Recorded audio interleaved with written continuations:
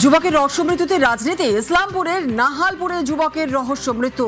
দুপুরে যুবককে তুলে নিয়ে যাওয়ার অভিযোগ পরিবারের, আর সন্ধ্যায় বাড়ি ফিরে অস্বাভাবিক আচরণ বলেই দাবি। পরিবারের দাবি, বাড়িতে ভাঙচুর চালান যুবক আর যন্ত্রণা ছটফট করতে থাকেন বলেও দাবি। হাসপাতালে নিয়ে যাওয়া হলে মৃত্যু হয় যুবকের। কিন্তু কেন মৃত্যু খতিয়ে দেখতেই ময়না তদন্তের তোড়জোড়। যত উঁচুতে যাওয়া যায়, যেখানে সর্বোচ্চ হসপিটালে নিয়ে আসছি।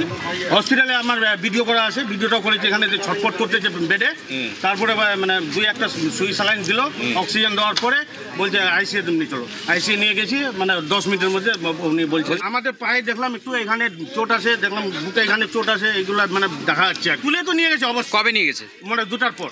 ওর উপরে হয়তো চাপ আসতে ছিল, ও মানে সাইলেন্ট হয়ে গেছে।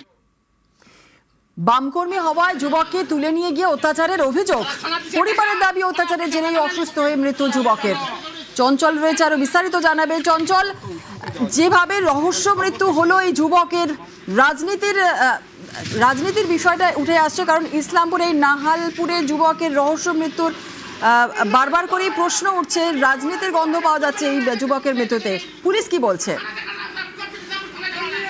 দেখো, পুলিশ যতক্ষণ পর্যন্ত ময়নাতদন্ত হচ্ছে না, এই যে মৃত্যুটা কিন্তু রহস্য কিন্তু ফাঁস হচ্ছে না। ময়নাতদন্ত রিপোর্ট আসার পরে সবকিছু পরিষ্কার হবে, এমনটা কিন্তু পুলিশ সূত্রে জানা গেছে। তবে তোমাদের জানিয়ে রাখি যে এই নাহালপুর গ্রামের যে বাসিন্দা নূর আজম, তারা গতকাল দুপুর থেকে কিন্তু হঠাৎ করে নিখোঁজ হয়ে যায়। এরপরে সন্ধ্যায় বাড়িতে অচেতন অবস্থা আসে, কিন্তু ভাঙচুর চালায় এবং ভাঙচুর চালানোর পরে কিন্তু তিনি অসুস্থ হয়ে পড়েন এবং অসুস্থ হওয়ার পরে পরিবারের লোকজন তাকে ইসলামপুর মহকুমা হাসপাতালে নিয়ে আসে।